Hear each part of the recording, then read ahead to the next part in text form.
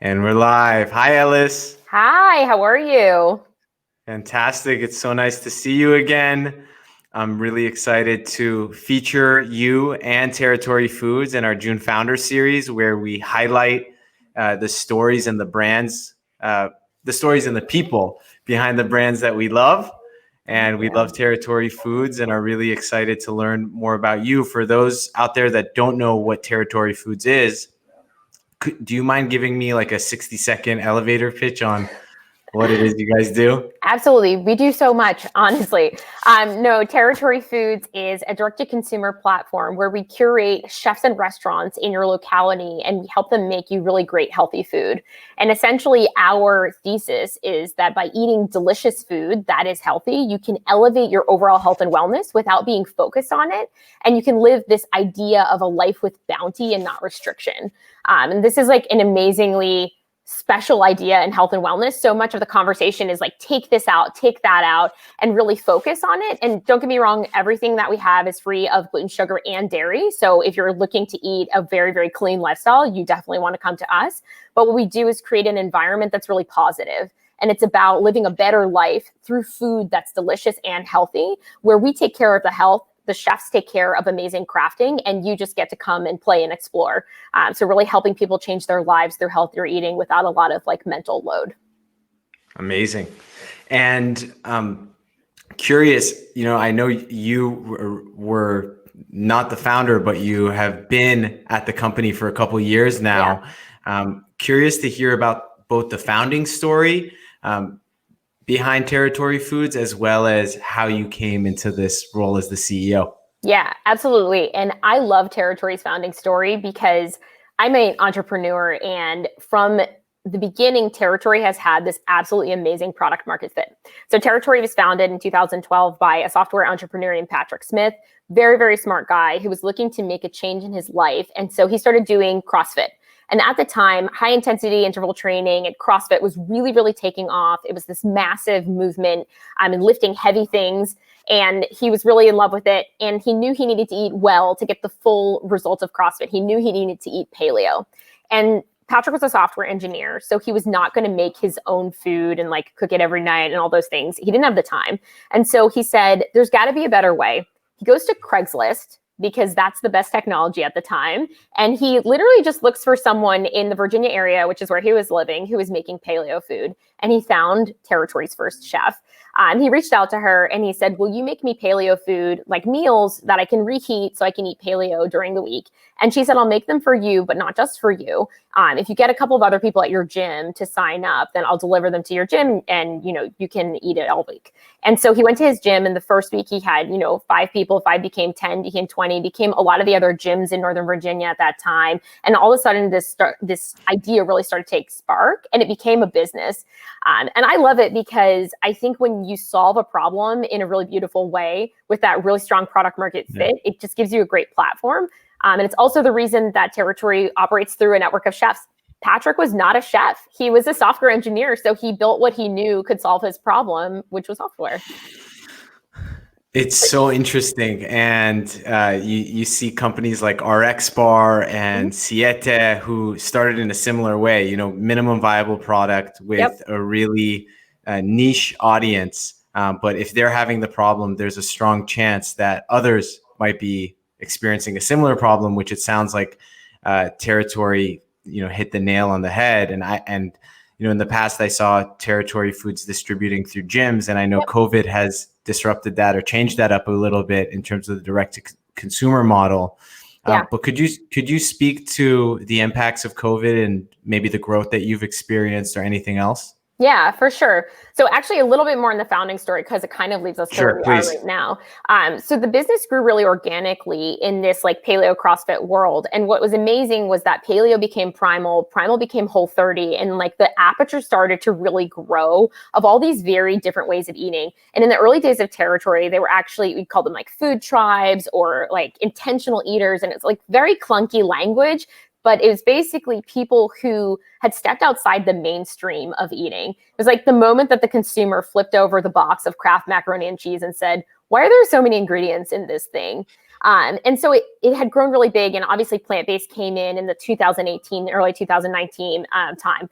I came into the business in 2018, and I'll go into my background later if you'd like, but I came in and what I saw was actually two businesses. It was this legacy beautiful business that was really, really connected to the fitness space, had these amazing brand fans, and then this emerging direct-to-consumer business that had taken the output of that larger business and the output of that fitness business, which was this massive variety, these amazing chefs and like this massive, massive range, and was addressing a more general wellness population.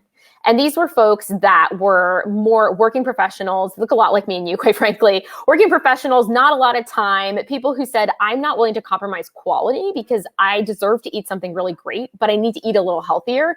I don't need to go crazy. I'd like some education. I'd like to understand why this is healthy. But it was this really sticky concept with this working professional consumer. And so when I came into the business in 2018, I saw these two different dynamics and started to say, how do we build the business model for the future that can support both of these ideals and both of these consumers with their need, right? Like know your personas and understand what's important to them, all on a platform of really great food. Fast forward to COVID. Obviously, the world changed. We were in the middle of deliveries on March 14th when the governor of California said that gyms would not be opening again. And Territory has an incredible logistics operation. It's been amazing from the beginning of the company. It's where a lot of the original investment went in. But we were able to keep people fed in that moment in a way that makes me so proud. But we had to rapidly change the business to direct to consumer, literally overnight. And it was a huge, there's 1,000 pivot stories that happen, and I'm sure you've heard a lot of them recently, but it was a huge effort. And we landed with a 100% direct-to-consumer business in literally 24 hours. So wow. Logistically difficult, like consumer-wise difficult, just getting in touch with people, helping them understand. And so what's happened to our business over COVID is that we're playing an even bigger role in customers' lives, because now, just because people are home doesn't mean they have more time. In fact, they have less time. They have more obligations. There's a lot of mental stress in the world, and people really want to spend time on things that give them enjoyment. So for us, it's about clearing the mental load from our customers so they're not worried about eating well throughout the week, and giving them the permission to, cook a Sunday night dinner if they want to have a good time, or if they don't want to cook at all, go do an extra yoga class or go spend time with their kids that they feel guilty they haven't spent time with all week. So for us, it's been wonderful. And I hate saying that because COVID as a societal aspect has been horrible, but it's been wonderful for us to be able to serve our customers. We also have a lot of customers that have really specific needs. We have customers that have autoimmune issues. We have customers that can't eat normally and are super immunocompromised. And every single week we get letters on letters in. People are welcome to email me. My email is ellism@territoryfoods.com. I love getting letters, but people just saying how we've changed their life and kept them safe during this time. And so it makes me incredibly proud. It makes the whole team proud to be able to serve people when so many other companies haven't been able to serve them, when, some of the big guys had stockouts and people are looking for groceries or facing standing in line at Ralph's for 45 minutes. We didn't miss a delivery. We have always been able to provide. And it's special. It's because the company is really special, but obviously transformative for our business. And one of the number one questions I get is like, what about the fitness partners? Like, what's your relationship with fitness in the long run? And the answer is we are figuring it out as things changed rapidly. We're so committed to our fitness partners because they've been with us for so long and we're really ingrained in that community. And it's really us figuring about, how do we build the structures for them as their businesses change as well, and really be a partner. And so we're looking into a little bit of personalized nutrition, supporting them as they go digital and really being part of that next phase of fitness, rather than these old business models. Totally. Curious, there's so much to unpack there, but I found the story fascinating, how you sort of got into this world through consulting and then through the fashion space. Yes. Can you share a little bit about your background and experience and how you ended up as a CEO? Yeah, so it's a really asymmetric path, but I started my career in consulting, and I graduated from university right during the pandemic. or not the pandemic, excuse me, the recession. And what I think is amazing about that is it was this really interesting time where there are just less options. So I chose technology because I've always been able to communicate ideas really well. And I was an East Asian Studies major in college. And I thought if I could speak Mandarin Chinese, I could probably speak technology. I was with Deloitte Consulting for 6 years, and it was an incredible experience. It's an amazing place to start your career because you just learn fundamentally how businesses work and how they run and how you can fix problems using technology. And I'm someone who really likes to fix things. So I was with Deloitte for 6 years. I was a super type A top performer, always like banging my head saying like, what's next? What's next? And I think like the organization was like, we don't know what to do with her. I moved out to the West Coast and was in like the Silicon Valley and started to get this like itching underneath my fingertips. But I really wanted to work in fashion retailing. I've always loved it. I used to work, I was a sales clerk. I worked at Theory and Barney's. I did men's suiting, which is like a very specific and beautiful heritage of retail. And so who's great in the Bay Area for retail? I went to Gap Inc. and I was like, I would love to come work here. And I didn't really have a goal. I just wanted to have a little bit more ownership than you have in consulting. I wanted to be in that retail space. And I really wanted to understand how it all worked together. So I started at Gap. I worked the whole time I was there in the 44 international markets that are not wholly owned by Gap Inc. So those are your franchise businesses run through an organization called Strategic Alliances. It's an incredible part of the business because it's effectively like a startup inside a $16 billion company.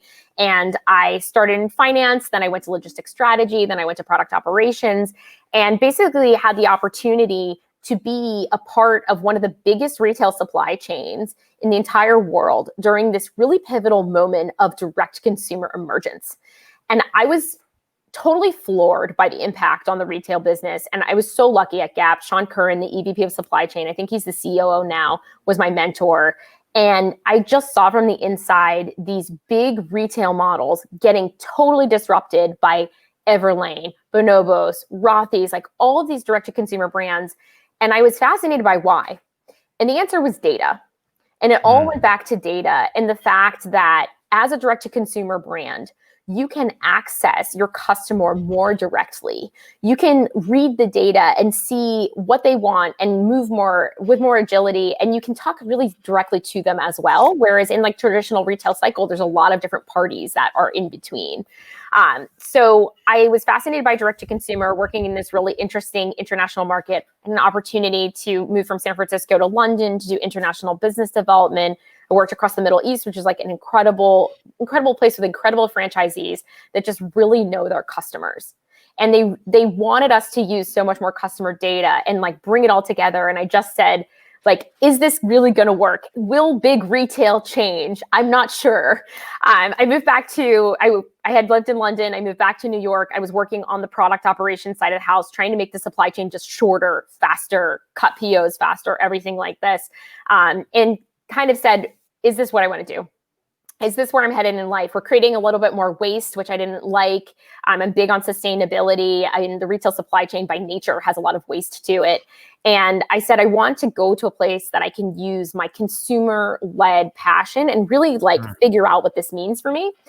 So I opened up my resume on LinkedIn and I was recruited. It's like not a sexy story. I was recruited by ZX Ventures. And ZX Ventures is the venture capital and innovation arm of AB InBev. AB InBev is the largest CPG company in the world, $58 billion company with over 350 brands, largely in beer, some soft drinks. And what is incredible about AB InBev is it's a machine. And they really know their core business. And what they did was they carved out a small portion and like separated it called ZX, where they just wanted to create a crucible of disruption. And it was amazing because Pedro Earp, who's the chief disruption officer, or he was, and now I think he's the CMO of AB InBev, he would really talk to us about disrupting the markets and what does disruption mean and how should we always be dead focused on that customer and building for them. And it was honestly so much fun. Like it's an incredible place to work, an incredible group of people, literally just— Lots of beer. I love beer. You have to love beer for sure. I drank 1,000 unique beers in 2018. Amazing. It's a lot of beer. Then anyhow, I had an incredible job at ZX Ventures. They had recruited me because I had this very strange background where I had P&L ownership, financial background, consulting, and merchandising. And so what I would do is I would travel around the world with a creative director, and we would analyze the brands, and we would go and do a brand safari and a customer safari and see how people actually interacted with the brands in the real world. And then we would build products and experiences that elevated the brand experience without actually making people drink more beer. So all the products, glassware, apparel, about 14 categories of product, including food, which is really exciting. But really creating these experiences reflecting brands that people loved and driving more consumption without talking about consumption, which I thought was just like this really interesting concept. So my favorite example is that we had this amazing brand in Belgium as a legacy brand, and consumer prototype was like 35 to 55 years old. They would drink one after work and then kind of go and switch to wine with dinner. And so we wanted to really disintermediate that shift from beer to wine, because there was this perception that wine matched better with food. So we built a beer washed cheese. And it's amazing because when you beer wash a cheese and someone, is shifting into wine with aperitivo, all of a sudden they see a beer washed cheese, they say, I'll stick with beer. And that really was what we were trying to do. And we were, again, working through like best in class partners and building beautiful products that were really close to that consumer, because the consumer was hungry. So after about 2 years at AB InBev, we'd grown the business really successfully. It was a great business and just high flying, very, very fast trajectory. And I took a step back and I said, is this really what I want to be doing? I was traveling like 75% of the time, and my personal health had taken a little bit of toll from alcohol consumption, yes, but also just from being on a plane a lot. And I had always been super passionate about health and wellness from the early part of my life and through my career. And so I started looking around and I started saying, who is out there doing something really different? And I found Territory. And it's amazing because very brief on my personal health journey, I lost my father to a glioblastoma stage 4, which is brain cancer, when I was 21 years old. And it was an incredible, obviously painful as like a young person, but also this crazy moment of what does that mean for me? And I think as a woman, and a woman with a lot of cancer in my family, I've always been like, do I have BRCA gene? Like, do I need to get tested for it? Should I do that? If the Affordable Care Act gets rolled back, will I have a pre-existing condition? Like, there's not a lot of knowledge about this space because it's moving really fast. And so what I was always looking for was the solutions, and how do I change my future? And how can I prevent cancer? And how can I get ahead of these things? And there weren't a lot of good answers. And in the early part of my career, when I was like a high-flying consultant, having a great time, always on a plane, was like definitely abusing my body with alcohol and all the things that young people do. And I was particularly just like ill all the time. So I went to a gastroenterologist at Georgetown Medical. I was living here in DC. And she said, based on your background and your family's history, it could be colon cancer. And let's do an endoscopy, colonoscopy, let's get you on Nexium. And I was like, wait a second. There has to be a few steps we could take before we go to like a prescription medication or just like treatment. Like, shouldn't we understand what's going on? And she was like, yeah, we'll figure out what's going on, but let's first just like hit you with some drugs. And I was like, this doesn't work for me. So I was really looking for solutions. And at 4:00 in the morning, I was watching PBS because I had terrible insomnia at the time, which is now gone. And I found Dr. Mark Hyman talking in Saunders Hall at Harvard about the ultra simple diet. And I was like, who's this guy with these like crazy things? But when I started listening to him, I really started to think about, of course, it makes sense that the body is a system and that there's this idea that one input impacts the total system. It works like that in every other system. Why wouldn't it work like that in the body? And I think Mark Hyman is really polarizing for people. They either love him or they hate him or they think he's too extreme or all these things. But for me, the most important thing is it was like lights on, eyes up. There's another way forward. And I started A/B testing with my own health. I gave up gluten and dairy. And for a long time, I thought I had celiac. I got tested. I don't. I actually am much more sensitive to dairy. Everyone's body is so different. And what was important was that I realized I could control how I felt and I could control my health in a more active way. And I started doing that all the way back in like 2013 and started like A/B testing and biohacking and all that cool stuff and freezing showers and hot saunas and just like, what does it mean? And so I fast forward through all this background, when I was looking for my next kind of role and what I wanted to do next, I wanted to find a company that had, first and foremost, a great product. Because as a business entrepreneur, if you start with a great product, your job is just 9,000 times easier. Quite frankly, I wanted to find a business that had a lot of heart and had an incredible culture, because I've been so lucky to work across many different cultures in my career and truly believe that people and diversity are the way forward. And that if you build a strong corporate culture, you have a strong business. And then I wanted to work in the health and wellness space. And I wanted to elevate everyone's understanding in the United States and abroad about what healthy living could be, and kind of break these barriers around what health and wellness was. So I found Territory. I talked to the founder. I fell in love with the story. I fell in love with the business model. We have an incredible business model. And when I met the team, I was like, this is absolutely the place for me. And I started originally as a VP of strategic finance to help them allocate capital. And through a couple of different changes, became COO and now into the CEO seat. And it's just amazing because I am so privileged to lead such an amazing organization of people that is able to serve people well and help them on their health journey every day. And it's just the best possible career I could have had. I love it. I love it. And it's really amazing to hear how your personal background and, and experiences led you to a business that really sits at the perfect crossroads of your passion and your skill set. I'm curious to dive a little bit deeper into, your customer safaris that you were doing when you were at Anheuser-Busch and the venture arm, and then thinking about how you might have applied those learnings to the data that you're collecting and the personalization that you're doing at Territory Foods, since you can't necessarily be with the customer, sitting down with them when they're eating these things. Maybe you did before COVID. Yeah. How do you think about learning about your customer and then iterating based off of that feedback and those learnings in order to continuously enhance the experience for the end user or the end person? Absolutely. I love this because I am so amazed by how we use data at Territory. And data can be passive, where you like capture data from like interactions on your website, and data can be interviewing customers. And honestly, I interview a lot of customers, and my first question is, why? Why do you eat with Territory? Like, just tell me your most simple reason. I really like product market fit surveying and things like that. I think it's a great way to keep a good pulse. But customers are so emotional about food.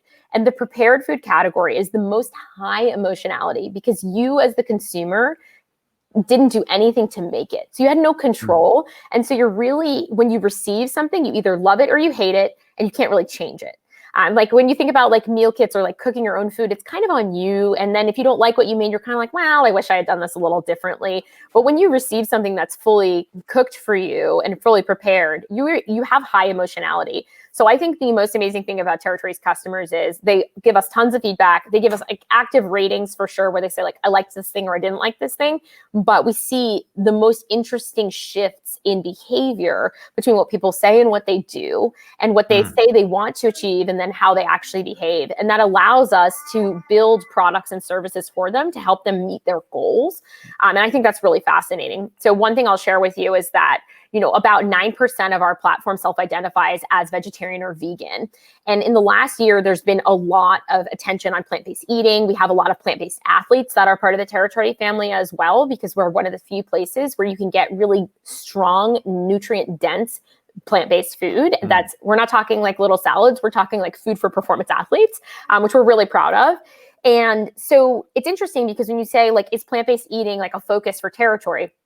From a sustainability factor, for sure. From a consumer factor, yes, but it's not necessarily to cater to people that are 100% vegan, vegetarian. It's actually for the people who are not. It's for the people that are like, I've heard about plant-based and it seems really hard and I don't like salad. Or I know I need to be eating more plant-based, but I don't know how. And I don't really like tofu, and I don't know how to find the options. And so what we found is that by having a really great selection of plant-based meals that are made by really high quality chefs, like chefs that excel in aquafaba, in all these really new techniques and elevating vegan food, nobody says vegan anymore, plant-based food, we're able to drive consumer shift behavior where we have self-identified meat eaters that are eating 75% vegan or vegetarian every single week. And then the balanced 25% is like steak and shrimp, because they're not vegan, vegetarian. They're just trying to make a little bit of a change. And I love that. And that all comes out of our data. It all comes out of the way that we see people buy into certain like trends, ideas, and then actually just talking to customers and understanding what their goals are. And that's very much in line with what we were doing at AB InBev. Even though I can't be sitting in a bar drinking a Goose Island with someone and talking about how much they like it, it's effectively the same thing. We just do it over the phone these days for sure. Yeah, I'm sure you guys will eventually throw in a kombucha or a JOON in there, or a cider in there as well. I'm not sharing anything on the future like that. And I'm sure that you have also a lot of plant-based folks who have maybe, a lot of people do plant-based and they don't necessarily do it right. Yep. And they can wreck their bodies. I think plant-based is the way to go in a lot of ways. I eat a lot of plants. I have a lot of plants behind me. Yeah. But I'm sure you get a lot of people that are converting or changing, right. and have the ability to evolve and change even while they're on the territory regimen. I'm curious, like from the perspective of you guys partnering with these chefs local, and you think about a business like Gracias Madre or Cafe Gratitude, which I'm pretty sure is a partner of yours in LA. What's the difference, and how are you distinguishing between how you talk to consumers about going to Cafe Gratitude directly or Gracias Madre directly versus going through and maybe ordering off of Postmates or DoorDash versus going through the territory experience? Yeah. And for me, these sit next to each other because there's always going to be a consumer who's hungry right now, and that customer should eat. And they should eat from Cafe Gratitude or Gracias Madre because those are incredible restaurants.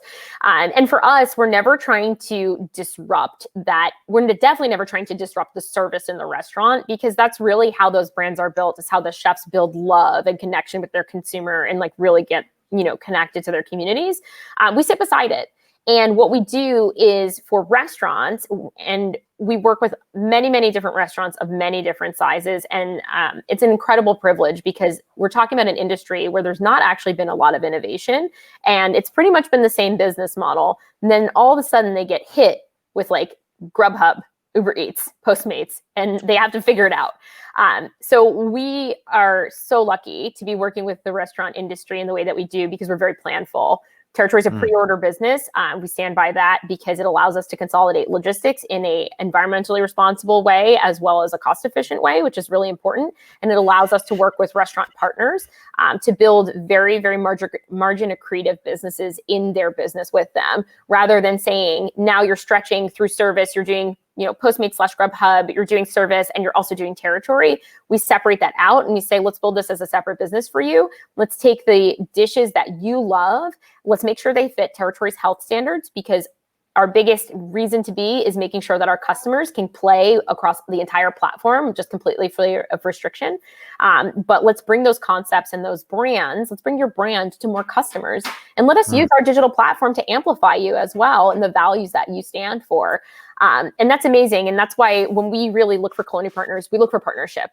This is not like a listing platform where anybody can be a part of it. It's probably the furthest thing from that, because we really want to make sure that the brands that are part of territory reflect our values and the values of our customers.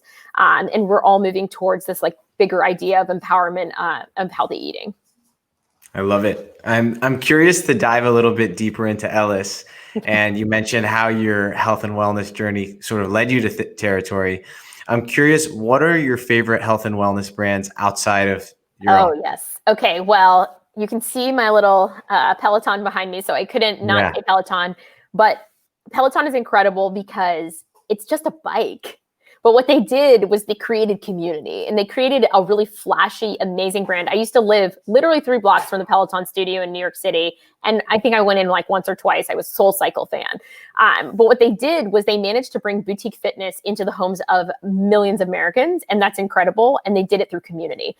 So I'm a massive brand fan of Peloton. I think they do a beautiful job. I think also for me, there's this brand you might not have heard of called Freedom Mom. And it's a women's care brand, but it's very, very focused on women immediately pre or postnatal. And it's addressing this space that has just been devoid of products. Like I just recently had a baby. I have a 1-year-old. So it's top of mind for me for sure. But when you have a baby, there's no investment from companies because it's temporary. And so everyone's like, nah, they're just there for a little bit of time. But what Freedom Mom has done is said, like, let's build a whole suite of products to take care of moms at this very, very emotionally raw, very sensitive moment. And let's bring them health and wellness products that are beautiful. They have a gorgeous brand and that are a little funny also. They have a really good sense of humor to them. It's kind of a hard time. So I think they've just completely taken a category that all the CPG companies just left. And we're just like, it doesn't matter. No one, this is a temporary state for women. And they said, let's build a whole brand there. So I think kudos to them because I'm sure they had a lot of trouble explaining it to investors because I'm sure all the investors were like, we don't want to fund this thing.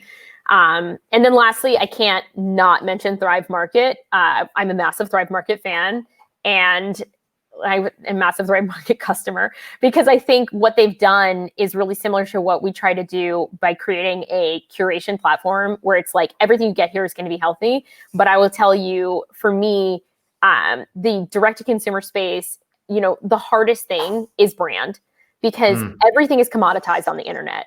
Every picture of food looks the same. Every company looks the same. And any company can claim anything. And so what the customer needs and what I need as a customer is trust. And Thrive Market has built a trust economy around health and wellness that I think is incredible. And I think that's how you fight digital commoditization. And that's how we build the brands of the future is in that trust-based economy. I love that. And shout out to Catherine DePaulo, who is JOON's lead designer, who is actually the first designer at Thrive Market. Amazing. I've stalked my favorite brands for a while and just surrounded ourselves with the best people. And Thrive Market was actually the company for me that got me out of the CPG world and into the tech world because I saw what they were doing to create greater access and affordability to healthy food. And I was like, I need to figure out how to do that in some way or another. So I love that you shouted them out. You should check out Kareen Karmi, who I spoke to on the first episode of the JOON Founder Series, who runs Origin, which is the Origin Way, which is pre and postpartum physical therapy designed for women and mothers. And then another really cool company I love that I've geeked out on a bit is Bobby Baby. And they are disrupting the women's baby formula space with like whole ingredients, which there's a lot of regulation there. And it's a tough space to break into. I'm curious, outside of some of those brands, I like to ask folks, what's the most out there thing that you do to take care of yourself? And it can be physical health, it could be mental health related. Things you do. It could be beer. What do you do in order to make sure that your cup is full and that you're giving the best to your team? Yeah. So the weirdest, I don't know if this is the most out there thing, but probably the weirdest thing I do is that every single morning I make like a JK fake bulletproof coffee that is like collagen, protein, prebiotic fiber, and a lot of coconut oil. I don't even know if it has health benefits, but it makes me feel whole. I got into it because I think I was reading like Blood Sugar Solution by Mark Hyman. He was talking about Dave Asprey, talking about bulletproof coffee. I was like, well, this is weird. And then I started drinking bulletproof coffee and then it morphed into this weird shake I make every day. I'm really obsessed with fiber. I think fiber is the next thing we really need to think about. There's like all of this new research in gut biome and the way your gut biome is related to your immunity and how your immunity in like angiogenesis and the way that your body feeds cancer and things like that or fights cancer. So fiber, I would say like the way we talked about protein in the 2010s is the way we're going to be talking about fiber in the 2020s, I would say. So I eat a lot of prebiotic fiber. And it's probably the weirdest thing. The best way I keep my mental health, I work a lot. I think any startup founder, CEO works a lot and you have to love it. So we actually have a twice a week total company stand-up and it's very informal. And every morning I start by calling out random people and saying, hey, how was your weekend? Or like, what was your week like? And I think it's funny, but it helps my mental health because I think it, looking at all those Zoom boxes, right? Because we're actually 100% remote all the time, but everyone's remote now. Looking at those faces really reminds me of what we're doing. And I think sometimes business can be spreadsheets and it can be investor calls and it can be all of just like the keeping it going. But when you talk to someone who's your, customer service manager on the West Coast about like what's going on in their world, or the new operations analyst you just hired and what they did before, and give them the platform to talk to, the 60 people that they work with, it makes you feel more whole and it gives you a reason to do it all. So I think the team thinks that it's for them, it's for me, it's for all of us, but I think it keeps us in a really good mental health as a total company as well. I love that. Keeping remote work human. Yes. Very hard. It's hard, but it's doable. You just got to get kind of creative and think out of the box and kind of like create this like hybrid doing things and maybe sharing them digitally and then go out and do it physically on your own. Whether it's eating Territory Foods or doing a Peloton class. I'm curious, how does Territory Foods support employee well-being internally? How do you make sure that, especially people during this time when, burnout is on the rise, that people have their cups full in order to be able to give their full selves to the company and to your customers? Yeah. So, we're in unprecedented times, right? We're 100% remote all the time. So culture is a massive focus, because in any remote company, culture has to be on everyone's mind. And culture is not driven by culture. It's driven by your mission and your values. And by having really strong mission and values, you build a company culture that is something people can identify with. And it's the reason they get out of bed and open their laptops. And this is true before COVID, even more true now. I think a lot of companies that have shifted to remote think it's just making people log on through like their laptops versus coming into conference rooms. And it couldn't be any different, because without that office culture, without those micro interactions, without the ability to go get a coffee with your boss, people start to feel really lonely, and it can be really hard. I've been so lucky that for the majority of my career, I've been managing remote teams. So I learned this even back as like a 22-year-old and 23-year-old when I was running my first remote team. And we had folks in India and we folks in Asia. And then certainly working with Gap, I was here in the US for a long time, working with a team that was in the UK and spread out throughout Europe. You really just learn that you have to be very, very culture focused and really drive towards those goals. And so what I do to keep the team healthy is absolutely bring a lot of energy always. I think they appreciate it. I think they get tired of it for sure. But bring energy and always remind them of the things that we're doing and how they ladder up to strategic goals, what we're trying to do as a business, but then how it goes back to our values. Because if you are signing on to do work that is personally meaningful to you, you feel more energized. The counterpoint to that is a lot of checking in, and this time around COVID, making sure people are able to take the time off that they need. I think we don't talk about this very much at startups, and everyone has like an unlimited PTO policy, but no one uses it. We are really passionate about having people disconnect, supporting them in disconnecting, actively asking managers to make sure their employees are disconnecting. And then we do have things like health and wellness benefits. I'm so proud to say that we support our LGBTQIA+ community equitably to our cis community, which I think is really powerful. And it creates an environment where people can come from all different backgrounds and be really part of the Territory community from top to bottom, and they don't feel like they're left out of the narrative, which is really important as well for employee wellness. And then we do a lot of joking around. I can't lie. We live on Slack. We have a fantastic virtual coffee channel that I think makes everyone's Friday. Just keeping those very, very casual interpersonal connections. Everybody knows my husband's name, the video games he plays, like our dogs, everything like that. That's fun. Yeah, it's like you got to keep it really light. And I think that makes people feel more connected. And when you feel connected to a community, if you're going through something, it's a lot easier to overcome that than doing it by yourself. And I think that's the biggest thing about remote work is you have to build community and use culture and values at the center. Totally. I think Hippocrates said, let food and laughter be thy medicine. That should be our motto.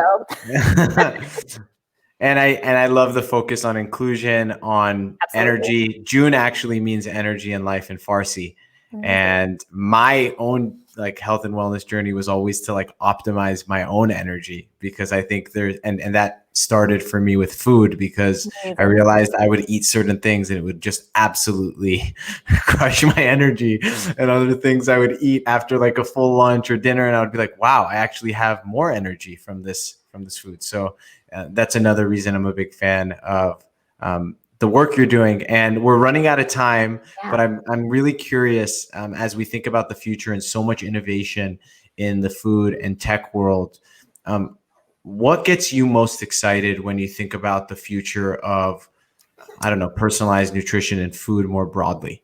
Yeah, I mean, there's so much ahead of us. Honestly, we're sitting at this very, very unique space and time where the consumer understands more than ever the physical mechanism of, hey, I can order something and get something quality. I can get quality food that gets delivered to me, and I can order it through the internet. So this is actually revolutionary. Before the pandemic, 2 to 4% of American consumers were buying food online, grocery, Instacart, us, everybody. In the pandemic, it's 10 to 12% because there's just consumer awareness, and it's staying at 12%.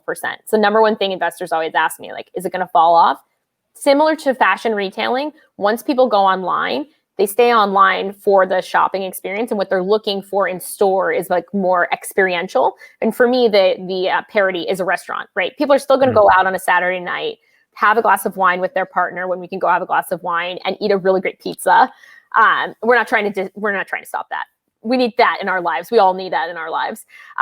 So for us, what I think is amazing is we can harness the customer awareness at this really amazing moment, and then also leverage the fact that we're a real partner to chefs and restaurants, and the fact that that's an industry that is really hurting right now. And we can build foundational partnerships now at a time when they're looking for help. And we can build the next generation of territory that has more chef partners, wider reach, bigger range, everything like that.